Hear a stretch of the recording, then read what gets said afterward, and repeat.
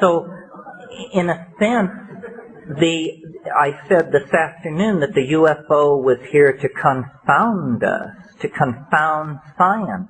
On another level, like the psychedelics, it is here to catalyze a finer evolution of communication, to goose us toward a little tighter epistemic and ontological definition of the business of communicating with each other.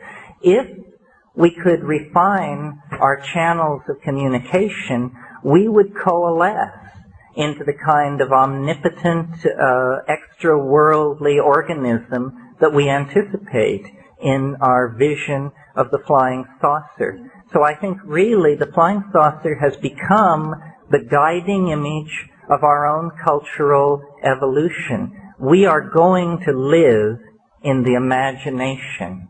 This planet is involved in a birth process. There is nothing unnatural about what is going on this planet, and there is nothing unnatural or inappropriate about us. It's simply that the planet has carried us to term. We are now ready to leave the womb, and the womb is in danger of toxemia if we in fact do not leave it.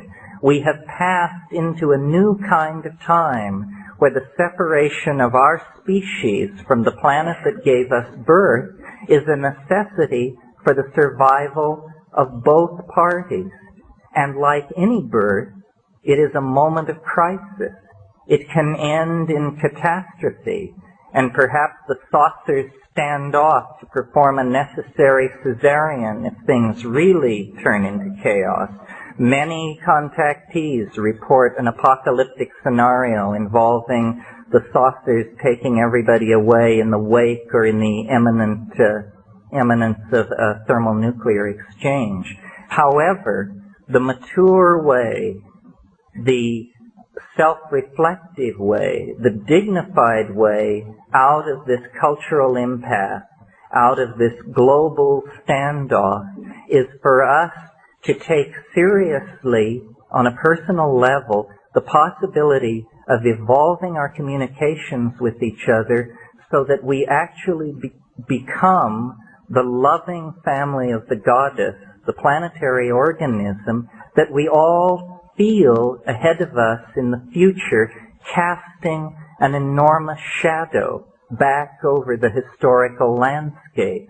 Eventually, and when is up to us, it will no longer be a higher dimensional object throwing a shadow into the flat dimensions of history. It will be instead a transcendental object made manifest. We are, in fact, on the brink of great changes.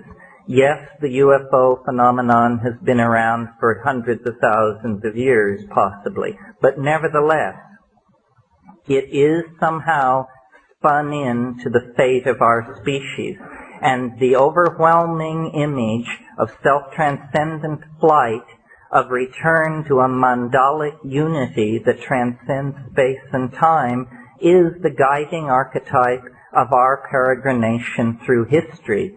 So I believe that the UFO waits at the end of time in the same way that the individuated personality waits at the end of the ontological development of the individual. And if we act in good conscience and with great faith in each other, we can in fact realize the hope of the Irish prayer which says, "May you be alive at the end of the world." Thank you.